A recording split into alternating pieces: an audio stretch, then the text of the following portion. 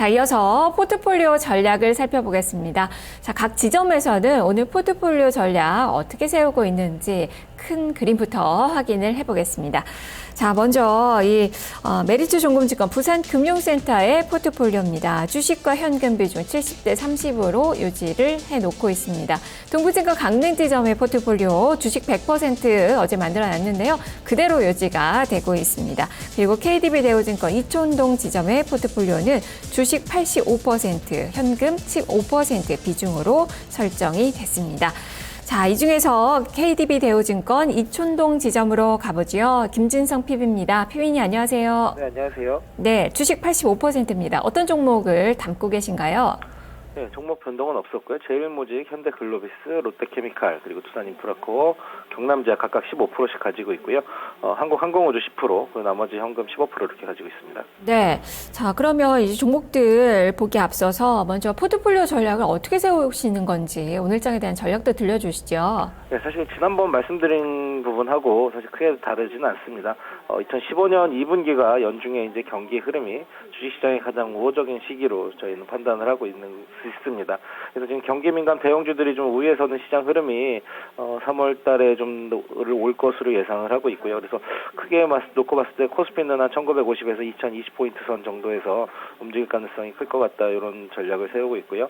그래서 좀 경기 민감 대형주 쪽 위주로 포트폴리오를 좀 짜놓은 상황입니다. 자, 종목들 좀 하나하나 보도록 하겠습니다. 먼저 지금 오르고 있는 종목이 롯데케미칼, 경남제약 이 두 종목인데요. 이 두 종목부터 설명해 주실까요? 네, 롯데케미칼 지난번에도 계속 말씀드리고 있지만 유가 반등이 나오게 됐을 때 이익가 시선이 굉장히 높은 업종이다, 화학 업종 중에 토픽으로 볼 수 있다, 이런 얘기를 드렸었는데요.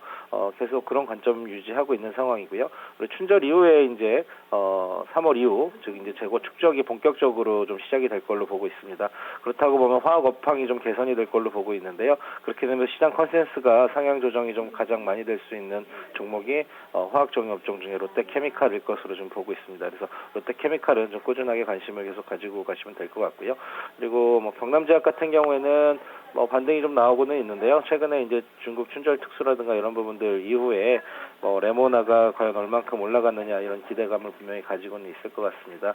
근데 이제 다만 그때 주가가 많이 올랐다가 좀 조정을 준 국면이었고요. 그래서 오늘 같은 경우에는 이제 좀 21선 부근에서 좀 조정이 마무리가 되는 그런 국면으로 보고 있고요. 다만 이제 앞으로 기대해 볼 수 있는 부분은 춘절에 대한 이슈는 끝났지만 전에도 말씀드렸지만 중국 쪽 레모나 진출을 하기 위한 CFDA 쪽 승인이 올해 하반기에 좀 기대가 나올 걸로 보고 있고요.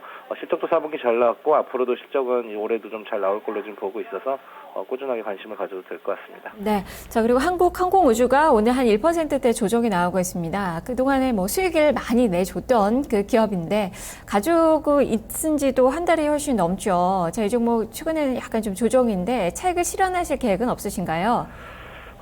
지금 이제 일단 5만 원 정도, 5만 1,000원 고점 만들어주고 지금 조정 주는 국면으로 보고 있는데요. 단기에는 한 21선 정도까지 만약에 조정 가능성은 열어두는 게 맞을 것 같습니다. 4만 8,000원 부근이 될 텐데요. 그래서 1,000원 정도 밑으로 더 빠질 수도 있을 걸로 지금 보고 있습니다. 근데 이제 다만 21선을 밑으로 뚫고 내려가서 강하게 조정을 줄 것 같지는 않고요.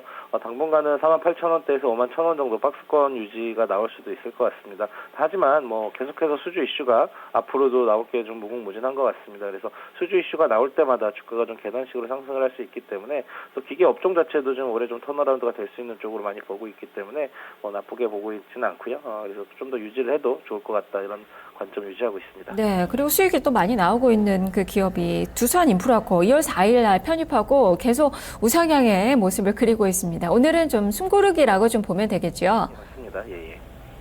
그래서 인프라코도 아까 이제 업황 자체가 지금 완전히 돌아섰다, 이런 부분이기보다는 좀 확인할 필요가 좀 있겠지만, 전체적으로 밥켓에 대한 상장 이슈도 지금 계속 꾸준하게 관심을 좀 볼 수 있을 것 같고요.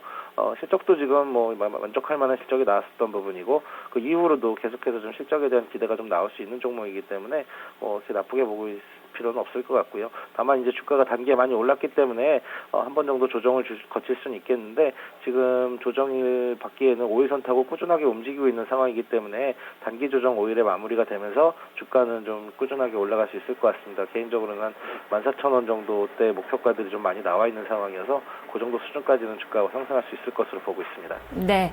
자, 그러면 지금 뭐 현금 비중이 많지는 않은데 그래도 보고 계신 종목이 있으실 것 같아요. 편입 관심주로 주실 만한 종목 있을까요?